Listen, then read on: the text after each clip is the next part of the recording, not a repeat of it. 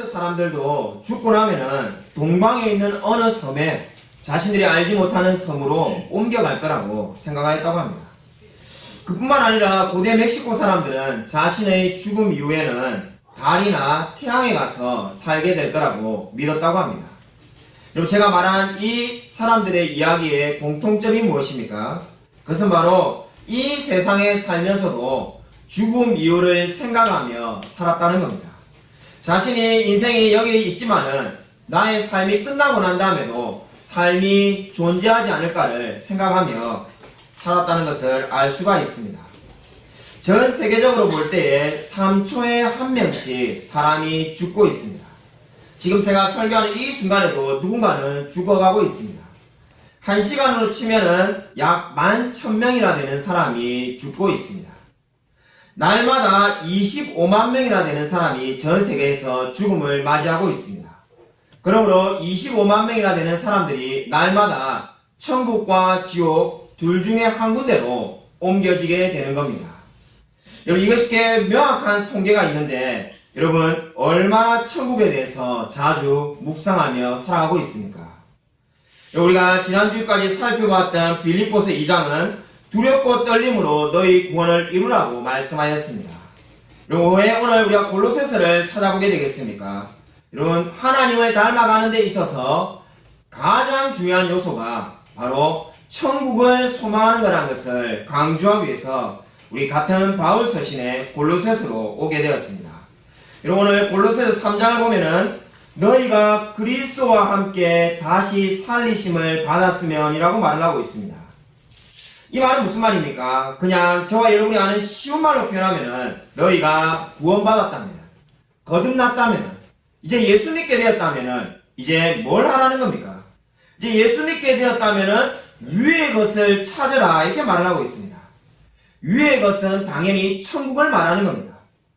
여러분, 우리가 죽어가기에 앞서서 천국을 찾으라 이러면은 우리 아마 이야기가 쉬울 겁니다. 그러나 성경은 그렇게 말하고 있지 않습니다.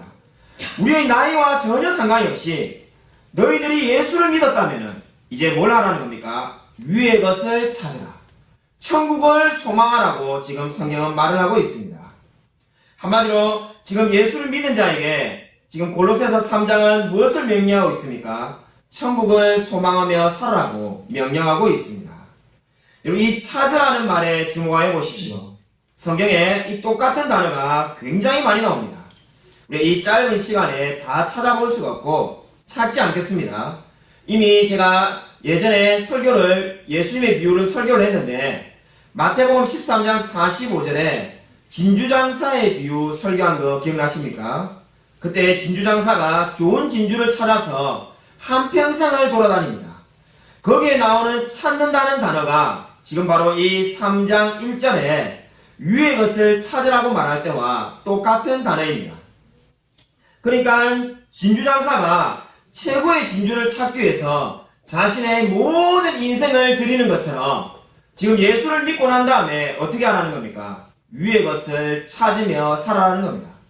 그러므로 지금 이 찾으라는 말을 우리가 마태복음 13장 45절에 그 말씀에 비추어 봐서 이해하면 어떻게 되겠습니까?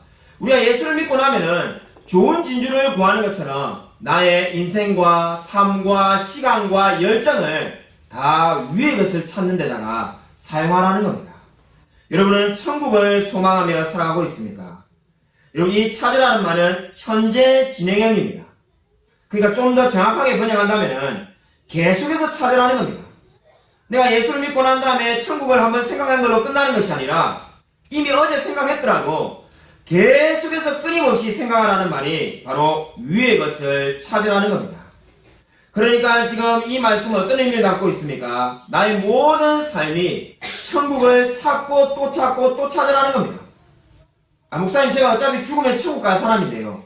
그걸 못 믿어서 찾으라는 것이 아니라 내가 갈 사람인 것을 이미 다 알고 있지만은 그것을 소망하는 마음에 찾고 또 찾으라는 겁니다. 마치 여러분이 호주나 캐나다에 이민 간다고 생각해 보십시오. 제주에 이민 가는 분들을 보니까는 거의 미친 사람처럼 정보를 수집하고 알아보고 준비하고 또 준비하더라고요. 근데 저와 여러분이 천국에 이민 갈 사람입니다. 근데 얼마나 많이 준비하고 있습니까? 마치 전혀 이민 가지 않은 사람처럼 혹시 살고 있지는 않습니까? 오늘 성경 말씀은 지금 정확하게 그렇게 말을 하고 있습니다. 마치 우리가 이사 가려면은 집을 구하고 가구를 사고 여러 가지 준비를 하는 것처럼 천국에 이사 갈 준비를 하라는 겁니다. 비단 바울만 이렇게 말을 하고 있는 것이 아닙니다. 여러분 구약 성경 이사야 40장 31절을 한번 찾아보도록 하겠습니다. 여러분 놀랍게도 구약 성경도 동일하게 진리를 강조하고 있습니다. 구약 성경 1016면입니다. 이사야 40장 31절입니다.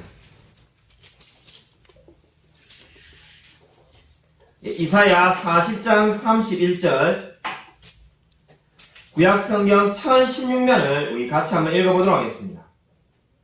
이사야 40장 31절 다 찾으셨으면 같이 한 목소리 읽겠습니다. 네, 시작. 오직 여호와를 앙망하는 자는 새 힘을 얻으니 독수리가 날개 치며 올라감 같을 것이요 다른 박질하여도 공개하지 아니하겠고 걸어가도 피곤하지 아니하리로다. 아멘. 오늘 이 이사야 40장 31절 보면 어떻게 말을 하고 있습니까? 오직 여호와를 앙망하는 자는 새 힘을 얻는다 이렇게 말을 하고 있습니다. 우리 많은 성도님들이 위로받으며 암송하는 말씀입니다. 이 말씀 중에 우리가 주목해야 될 단어는 앙망이라는 단어입니다. 이 앙망이라는 단어는 성경에서 기다린다는 말로 많이 쓰여지고 있습니다. 우리 성경에 기다린다라고 적혀있는 단어가 앙망이라는 단어와 똑같은 표현입니다. 근데 이 앙망이라는 단어가 이 원문의 의미는 뻗치다는 뜻을 가지고 있습니다. 그러니까 뻗친다는 게 뭡니까? 지금 마치 지금 여러분이 지금 다리를 이렇게 오므리고 책상에서 얌전히 앉아 있으시다면 다리를 이렇게 뻗치면 앞으로 나오겠죠. 그렇게 뻗친다는 겁니다. 어디로 뻗치라는 겁니까? 하나님께로 뻗치라는 겁니다. 하나님과 우리 사이에 관계가 있는데 지금 신앙이 밋밋해지고 영적으로 침체된 이유는 뭐라는 겁니까? 하나님과 멀어져 있어서 침체되어 있다는 겁니다. 그러니까 신앙을 회복하기 위해서 여호와를 앙망해야 되는데 그 앙망이라는 말의 뜻이 뻗친다는 겁니다. 그러니까 여호와께로 뻗치라는 거죠. 하나님께 너희의 마음이 놓여있다면 닿여있다면 너희의 영혼이 회복되어지며 독수리의 날개치며 올라간 같이 힘이 넘칠 거라고 말을 하고 있는 겁니다. 마치 비유를 한다면 이렇게 말을 할 수가 있습니다. 하나님과 우리 사이에 줄이 있는데 우리가 그 줄을 놓은 겁니다. 우리는 줄을 놓아가지고 힘껏 붙잡고 있지 않습니다. 하나님은 여전히 우리를 줄을 팽팽하게 붙잡고 있습니다. 근데 우리가 그 줄을 이제 팽팽하게 붙잡으면 어떻게 됩니까? 바로 우리 신앙이 회복되어진다라고 성경이 그렇게 말을 하고 있습니다. 바로 그 의미가 바로 이 앙망이라는 단어의 의미입니다. 이 앙망이 바로 지금 바울이 말하는 찾으라와 똑같은 의미를 담고 있습니다. 지금 이 이사야 40장을 여러분이 전체적인 의미를 읽어보면 어떤 의미를 담고 있습니까? 이스라엘은 바벨론에게 멸망당할 거라는 것을 지금 예언받고 있습니다. 도무지 소망이 없습니다. 이스라엘은 곧 멸망할 거라고 지금 이사야가 예언합니다. 그럼 우리가 어떻게 살라는 건가? 이제 나라를 잃게 될 거고 우리는 망했는데 어떻게 하라는 건가? 여호와를 앙망하라는 겁니다. 여호와를 찾고 또 찾는 것만이 유일한 소망이라고 말씀하고 있습니다. 주 125년에 아리스테스라는 그리스의 한 사람이 예수를 믿고 난 다음에 그의 친구에게 편지를 보낸 기록이 남아 있습니다. 거의 1900년 전인데 1900년 전에 아리스테스라는 그리스 사람이 자기 친구에게 편지를 이렇게 보냈다고 합니다. 나는 새로운 종교를 믿게 되었는데 그 종교가 기독교라는 겁니다. 근데 그 기독교가 왜 수많은 사람들에게 지금 전파되는지를 아리스테스가 이렇게 적어놓고 있습니다. 이 기독교는 기독교인이 한 사람이 세상을 떠나면은 울면서 괴로워하는 것이 아니라 기뻐하며 하나님께 감사하며 찬송을 부른다. 근데 그 모습을 보면은 마치 한 사람이 가까운 곳으로 더 큰 집으로 이사 가는 것처럼 얼마나 기뻐하는지 모른다라고 기록해 놓았습니다. 여러분 이 말씀이 무엇을 말합니까? 마치 여러분의 친한 친구가 조그만한 집을 살다가 큰 집을 사가지고 이사 가면은 여러분 얼마나 좋아하겠습니까?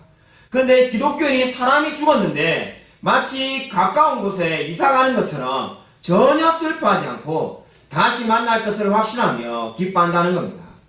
여러분 이 이야기가 보여주는 바가 무엇입니까? 그것은 바로 2000년 전에 우리 신앙의 선배들도 천국에 대한 소망을 가지며 살았다라고 성경은 말씀하고 있습니다. 여러분은 위의 것을 찾으며 살아가고 있습니까? 제가 거의 20년 가까이 이제 목회를 하고 있는데 늘 깨닫는 사실 중에 하나는 천국에 대해서 거의 설교하지 않는다는 겁니다. 제가 부교육자로 사역할 때 천국에 대해서 설교하면은 교인들의 반응이 한 가지입니다. 이러한 천국에 대한 설교를 너무 오랜만에 들었다는 겁니다. 어떤 분은 5년, 어떤 분은 10년, 어떤 분은 15년, 20년 교회 다닌 동안 한 번도 듣지 못하였다는 분들도 많이 보았습니다. 왜 우리 주위에 천국에 대해서 많은 분들이 설교하지 않을까요? 여러분, 가장 최근에 우리 넘치는 교회에 나오시기 전에 천국에 대한 설교를 들었던 적이 언제였습니까? 아마 기억도 잘 나지 않을 겁니다. 그 이유가 어디에 있는가? 저는 개인적으로 신학도 거기에 큰 영향을 미쳤다고 생각합니다. 왜냐하면은 훌륭한 분입니다만은 루이스 볼코프라는 조직신학자가 있는데 합동신학대학원이든 총회신학대학원이든 모든 이 흔히 말하는 자유주의 계통의 신학교 말고 보수적인 신학교에 가면은 반드시 루이스 볼코프의 조직신학이라는 책을 읽게 되어 있습니다. 아주 두꺼운 책입니다. 놀랍게도 그 책에 지옥에 대해서 딱 2페이지만 적혀 있습니다. 천국에 대해서는 딱 1페이지밖에 나와 있지 않습니다. 저는 지금 이 시간에 감히 대신학자인 루이스 볼코프를 비판하는 게 아닙니다. 그냥 있는 그대로 본대로 말하고 있을 뿐입니다. 왜 수많은 목사님들이 천국에 대해서 설교하지 않는가? 배운 게 없기 때문입니다. 천국에 대해서 책에 1페이지밖에 나와 있지 않습니다. 그러므로 우리가 강단에서 천국을 이상하게 생각할 필요도 없을 것 같습니다. 근데 성경을 보면 어떻습니까? 천국을 소망하라는 말씀이 끊임없이 나오고 있습니다. 여러분, 오늘 다시 골로새서로 돌아와 보십시오. 위의 것을 찾으라라고 바울이 말하고 있지 않습니까? 바울이 하나님을 닮아가라고 말을 하다가 위의 것을 찾으라라고 성경을 강조하고 있습니다. 여러분, 천국을 얼마나 소망하며 살아가고 있습니까? 여러분, 제가 목회를 하면서 많은 성도님들이 천국에 대해서 궁금해한다는 것을 알게 되었습니다. 여러 많은 질문들이 있었는데 제가 보니까 크게 2가지의 의문점을 가지고 있다는 것을 알게 되었습니다. 첫 번째, 우리 많은 성도님들이 천국에 대해서 궁금해하는 것은 우리가 천국에 가면은 과연 시간이 존재하는가입니다. 천국에 시간이 있을까요? 의외로 많은 분들이 천국에 시간이 없다고 믿습니다. 여러분, 성경구절을 한 구절 찾아보겠습니다. 여러분이 성경구절을 한 구절 찾아보겠는데 요한계시록 10장 6절입니다. 우리 요한계시록 10장 6절, 천국이 없다라고 주장하는 분들이 근거구절이라고 말하는 성경구절입니다. 요한계시록 10장 6절입니다. 신약성경 409면에 있습니다.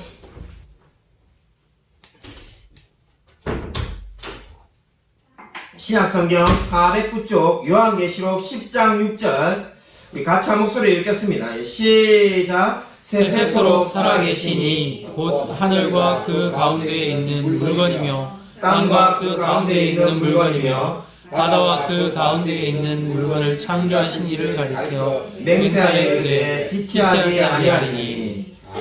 여러분, 요한계시록 10장 6절에 우리가 해석에 있어서 첨예하게 대립이 되는 부분은 바로 지체하지 아니하리라는 말씀에 있습니다. 우리 개혁성경은 지체하지 아니하리라고 잘 번역되어 있습니다. 근데 우리 개혁성경에 보시면은 1번이라고 아마 여러분 적혀있죠. 성경 옆에 1번이라고 적혀있는 것은 다르게 번역이 가능하다는 겁니다. 1번이라고 적혀있는 그 숫자를 따라서 아마 성경 맨 아래 내려오시면은 여러분 성경에 어떻게 되어 있습니까? 시간이 다시 없으리니 이렇게 적혀있습니다. 그 말은 그렇게 번역이 가능하다는 겁니다. 시간이 다시 없으리니 이렇게 적혀있으니까 이 말씀을 따라서 시간이 없다는 결정적인 성경구절로 이 구절을 이야기합니다. 영어 성경을 찾아보면은 대표적으로 킹 제임스 버전이 시간이 다시 없을 거라는 번역을 지지하고 있습니다. 물론 그보다 더 훨씬 많은 성경들은 우리 개혁 성경처럼 지체하지 않는다는 말씀으로 번역하고 있습니다. 저는 우리 이 개혁 성경을 따라서 지체하지 아니하리라는 말씀으로 번역해야 된다고 믿습니다. 아니 목사님 이렇게도 번역할 수 있고 저렇게도 번역할 수 있다면은 시간이 없다는 걸로 이 번역을 따르면은 천국에 시간이 없는 것이 되는 게 아닙니까? 라고 말할 수가 있습니다. 그러나 성경을 우리가 어떻게 해석해야 됩니까? 분명한 걸 가지고 불분명한 것을 이해해야 됩니다. 만약에 성경 전체에 시간이 천국에 없다는 의미로 사용되어 있다면은 이 말씀을 시간이 다시 없으리라고 번역하는 게 옳습니다. 그러나 여러분 성경을 전체를 보면 어떻습니까? 천국에 시간이 있습니다. 그렇기 때문에 번역이 두 가지가 다 가능하지만은 지체하지 아니하리라는 말씀으로 번역하는 것이 더 타당합니다. 여러분 천국에 시간이 있다는 근거 말씀이 많이 있는데 우리 하나만 찾아보겠습니다. 우리 몇 장 앞으로 가시면은 같은 요한계시록 7장 15절에 천국에 시간이 존재한다는 것을 알 수가 있습니다. 요한계시록 7장 15절입니다. 여러분 요한계시록 7장 15절 신약성경 406면에 있습니다. 신약성경 406쪽 요한계시록 7장 15절 우리 같이 한 목소리 읽겠습니다. 네, 시작. 그러므로 그들이 하나님의 보좌 앞에 있고 또 그의 성전에서 밤낮 하나님을 섬기매 보좌에 앉으신 이가 그들 위에 장막을 치시리니. 여러분 성경에 어떻게 되어 있습니까? 그의 성전에서 밤낮 하나님을 섬긴다 이렇게 되어 있습니다. 여러분 밤낮 하나님을 섬긴다. 시간이 없는데 밤과 낮을 어떻게 알겠습니까? 여러분 이런 식의 표현들이 성경에 너무나 많이 있습니다.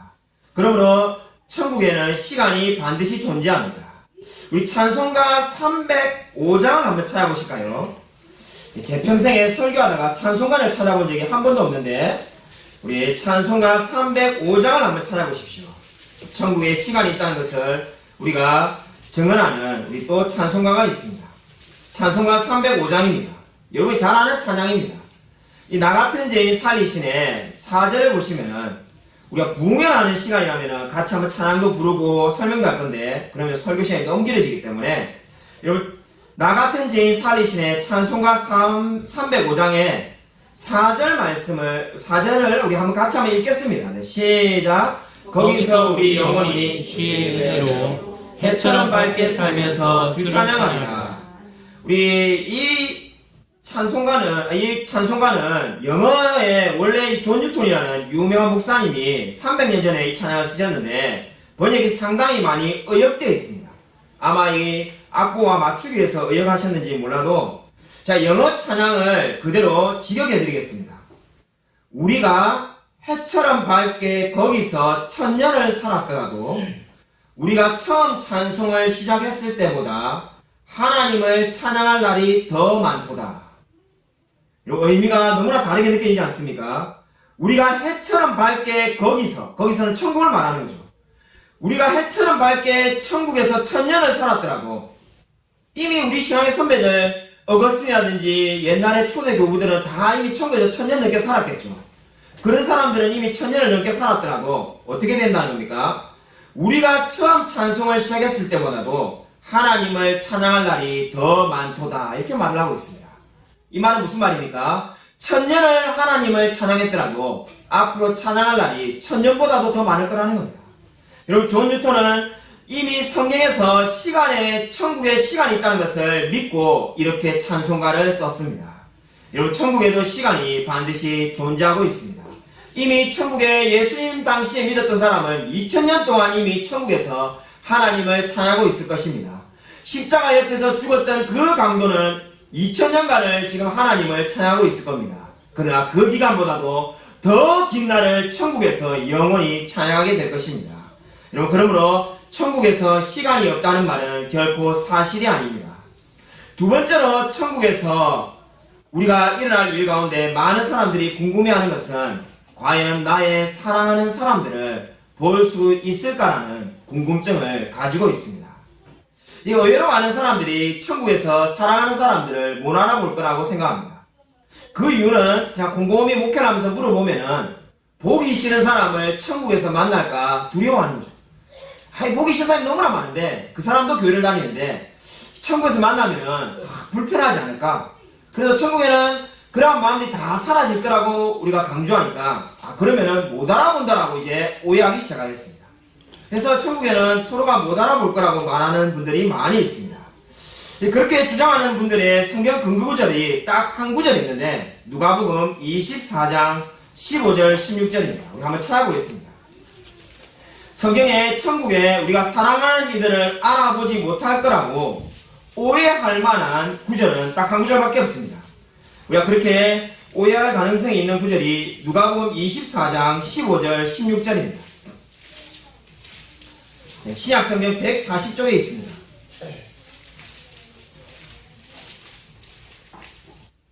신약성경 140쪽 누가복음 24장 15절 16절 우리 다 찾으셨으면 같이 한 목소리 읽겠습니다. 네, 시작. 그들이 서로 이야기하며 문의할 때 예수께서 가까이 이르러 그들과 동행하시나 그들의 눈이 가려져서 그인 줄 알아보지 못하거늘. 지금 예수님이 부활하시고 난 다음에 엠마오 길에서 제자들을 만났을 때의 모습입니다. 그러니까 예수님은 부활의 몸을 가지고 계십니다. 그러니까 이제 사람들이 어떻게 생각합니까? 부활의 몸이니까 천국에서 우리가 이런 몸을 가지지 않겠나라고 생각합니다. 근데 놀라운 것이 무엇입니까? 여기 보시면은 예수님을 제자들이 알아보지 못합니다. 16절에 분명히 그렇게 되어 있죠. 그들의 눈이 가려져서 그인 줄 알아보지 못하고. 그러니까 지금 사람이 서 있는 걸 아는데 예수님인 줄 모르는 거죠. 그러니까 지금 천국에서 서로 알아보지 못할 거라고 주장하는 분들은 이 성경 구절을 가지고 봐라 우리가 천국 가면은 예수님인지 예를 들면 우리 김성실 목사님을 만나긴 만나도 알아보지 못할 거라는 거죠. 아 내가 넘치는 교회에 다녔었나? 우리 김성실 목사님이 우리 교회 담임이었나? 알아보지 못한다는 거죠. 그 근거 구절로 이 구절로 이야기를 합니다. 그러나 전혀 근거가 없습니다. 왜 그렇습니까? 성경 조금만 자세히 읽어보면은 바로 아래 몇 구절만 내려가 보면은 그 사건이 특이한 초자연적인 사건이라는 것을 알 수가 있습니다. 우리 31절 누가복음 24장 31절을 같이 함께 읽겠습니다. 네, 시작. 그들의 눈이 밝아져 그인 줄 알아보더니 예수는 그들에게 보이지 아니하시는지라. 여러분 어떻게 되었습니까? 그들의 눈이 밝아지니까 예수님을 알아보았다는 겁니다. 잠시 예수님께서 초자연적으로 기적을 일으키셔서 제자들에게 못 알아보게 할 때만 못 알아본 거지 모두가 다 알아보았습니다. 실제로 우리가 다 모든 이야기를 알고 있지 않습니까? 예수님을 부인했던 도마가 예수님의 몸에 손가락을 찔러보기도 하고 이런 거 다 하지 않았습니까? 예수님을 못 알아보면 왜 예수님 몸에다가 손가락을 찔러 넣겠습니까? 그 말은 무슨 말입니까? 알아본다는 겁니다. 여러분 성경 구절을 한번 찾아볼까요? 오히려 성경은 천국에서 못 알아보는 정도가 아니라 더 놀라운 말씀을 우리에게 증언하고 있습니다. 누가복음 9장 33절을 한번 찾아보십시오.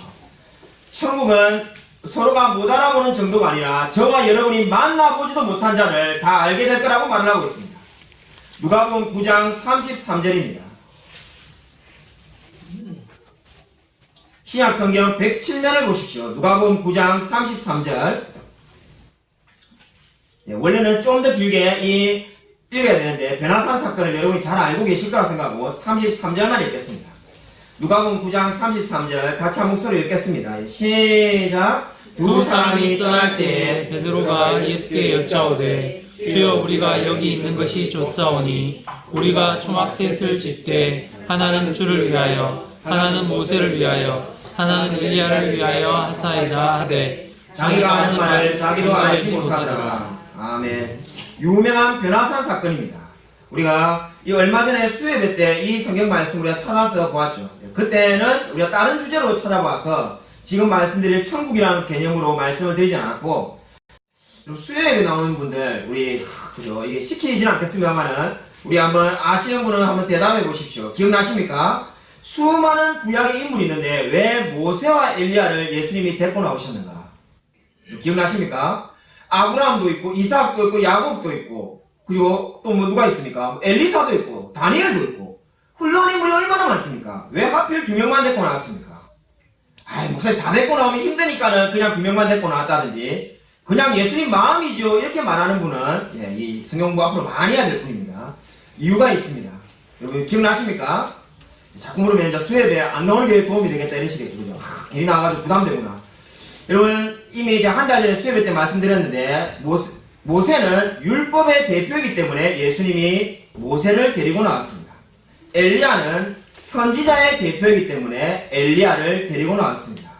여러분 반드시 기억하십시오. 모세는 율법을 받은 자이기 때문에 율법의 대표이고 엘리야는 선지자의 대표였습니다. 우리 그것 때문에 이 말씀을 찾아보는 건 아니고 이 말씀에서 여러분 보시면은 우리가 주목해 봐야 될 게 있습니다. 우리 신앙강에서 제가 28절부터 있지 않았지만은 그 어디에도 모세와 엘리야가 자기를 베드로에게 소개하는 모습은 없습니다. 그런데 지금 어떻게 됩니까? 베드로가 지금 이 환상 가운데에서 어떻게 되어 있습니까? 이 놀라운 변화산 사건을 보자마자 모세와 엘리야를 만난 적이 없는데 어떻습니까? 바로 알아보더라는 겁니다. 여러분 이 시대가 얼마나 많이 차이 납니까? 모세와 엘리야를 베드로가 사진으로 남아있는 것도 아니고 본 적이 없습니다. 사진도 없는 시대입니다. 그런데 보자마자 모세와 엘리야를 알아보고 모세와 엘리야를 위해서 초막을 짓겠다라고 말을 하고 있지 않습니까? 이 말씀이 저와 여러분에게 어떠한 교훈을 줍니까? 천국에 가면은 저와 여러분이 도착하는 그 순간에 우리가 성경에 나와 있는 모든 인물들을 한눈에 알아보게 될 것입니다. 아브라함을 만나보고 야곱을 만나보고 이삭을 알아볼 겁니다. 거기에 명찰이 없든 아니면은 그들이 내가 누구라고 소개하지 않아도 다 알아보게 될 거라는 겁니다.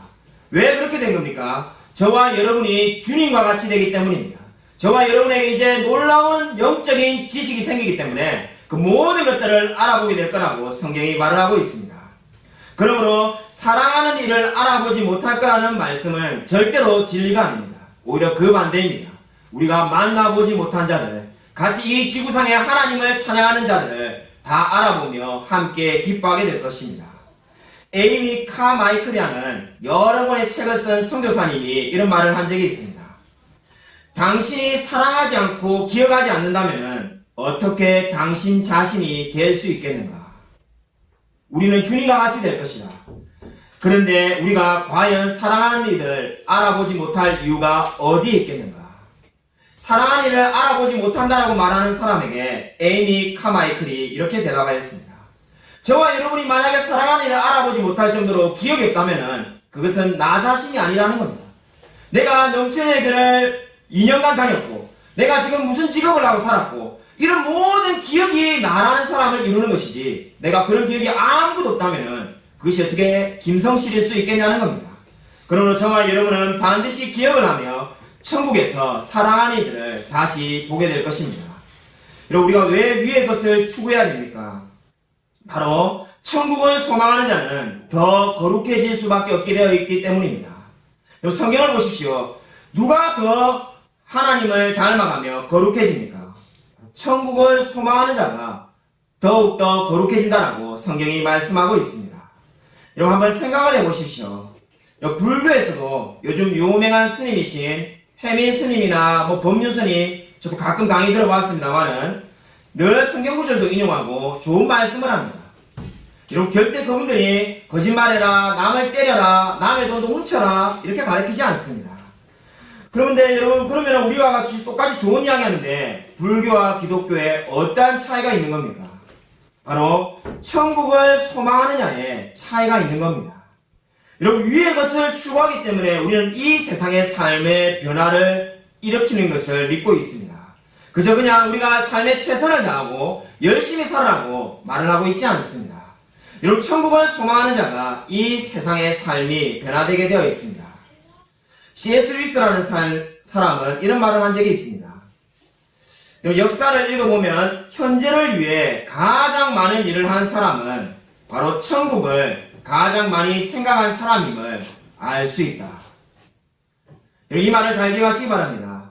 C.S. 루이스가 역사를 연구해보니까 현재를 위해서 열심히 기독교를 전파하며 살았던 사람은 가장 천국을 많이 생각한 사람이라는 겁니다.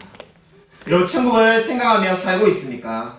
여러분 진정으로 성화되어지며 하나님을 닮아가고 싶습니까? 먼저 위의 것을 추구하십시오. 여러분 마지막으로 우리 데살로니가 전서 1장 5절을 한번 찾아보도록 하겠습니다. 여러분 제가 최근에 성경을 공부하다가 한 가지 깨달은 말씀인데 데살로니가 전서 1장 5절입니다.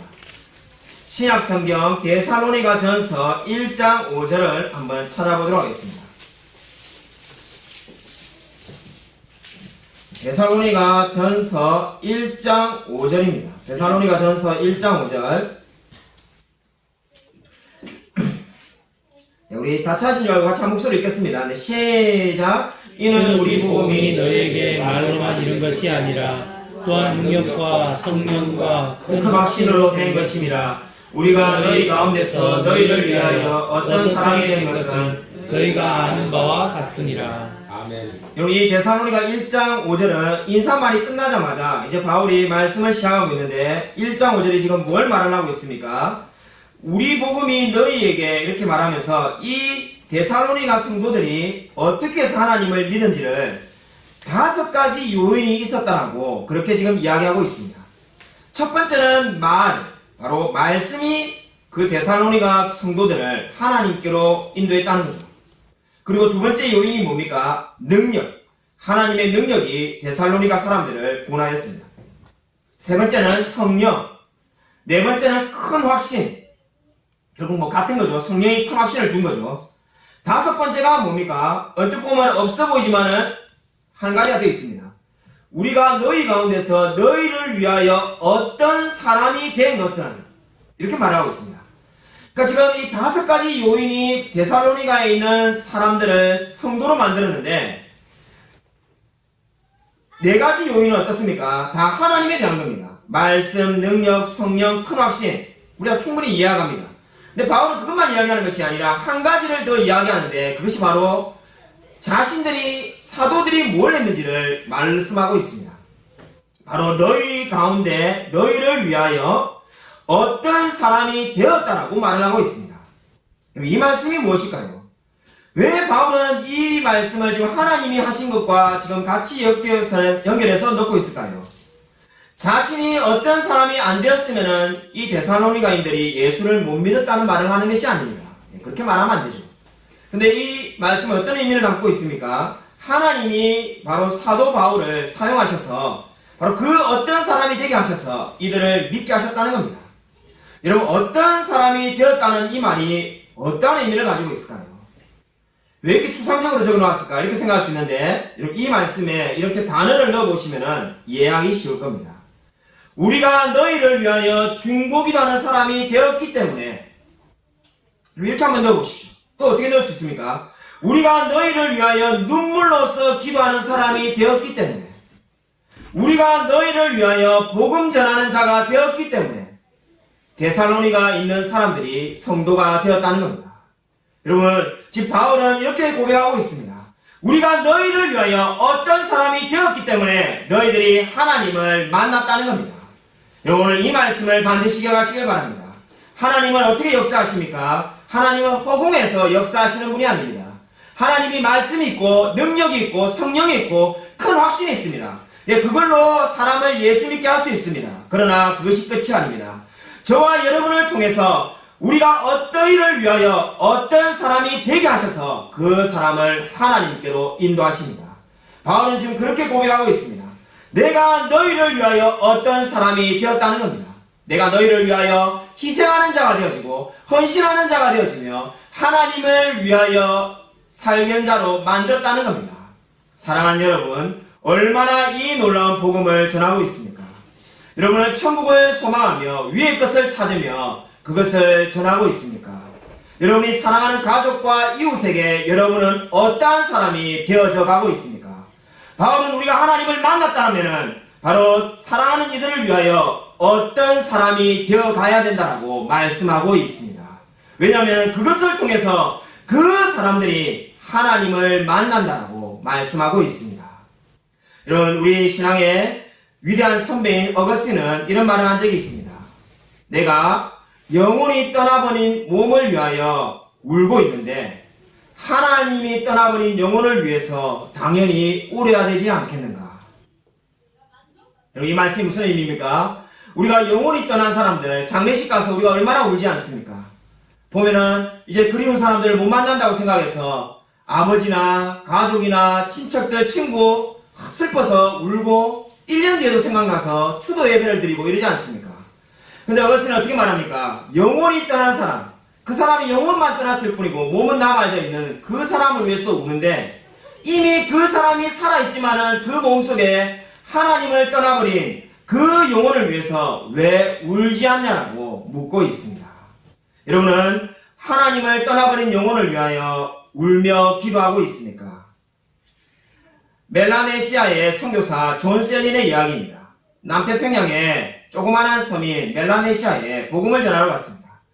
복음을 전하다가 한 소년을 만나서 복음을 전하는데 이 소년이 예수를 믿지 않겠다고 말하면서 선교사 존 셀린을 때리고 또 때렸습니다. 선교사가 아무리 맞고 또 맞아도 그냥 참고 묵묵히 견뎠습니다. 왜 나에게 예수를 믿으라고 말하냐 하면서 침을 뱉고 도망가기도 하였습니다. 한참의 세월이 지나가지고 몇 년이 지났는데 그 섬에 이제 다른 선교사가 와서 이 소년에게 찾아간 적이 있습니다. 가보니까는 이 소년은 병에 걸려가지고 풍토병에 걸려가지고 죽어가고 있습니다. 죽어가니까 옆에 있는 이웃들이 이 소년이 제발 예수 믿게 해달라면서 이제 세월이 지나서 소년이 청년이 되었죠. 그냥 영접기도 해달라고 오자마자 그 선교사에게 존 셀린을 아냐고 말합니다. 존 셀린을 데리고 와달라는 거예요. 선교사님이 존 셀린 선교사를 알아가지고 급히 데리고 옵니다. 오니까는 존 셀린 선교사님도 기억이 납니다. 근데 그때 이래 말합니다. 제가 선교사님을 때리고 또 때릴 때 이제 돌이켜보니까 그때 그 선교사님이 그리스도라는 것을 알게 되었습니다. 무슨 말입니까? 선교사님이 그리스도처럼 모든 아픈 것과 고통과 그런 것들을 다 참고 견딘 그 모습이 나에게 은혜가 되었다는 겁니다. 여러분, 이 이야기가 무엇을 보여줍니까? 저와 여러분은 다른 사람에게 어떤 사람이 되어져 가고 있습니까? 저와 여러분이 진정으로 하나님을 닮아가고 있습니까? 나를 구원하신 주님을 닮는 데에 저와 여러분의 모든 인생을 드리고 있습니까? 그렇다면 위에 있는 것을 찾으십시오. 위에 있는 것을 찾을 때, 천국을 소망할 때 저와 여러분이 하나님을 닮아갈 수가 있습니다. 아무쪼록 내 모든 소망이 천국에 있음을 믿고 날마다 위의 것을 찾으며 살아가는 저와 우리 모든 성도님이 되시기를 주님의 이름으로 간절히 축원드립니다.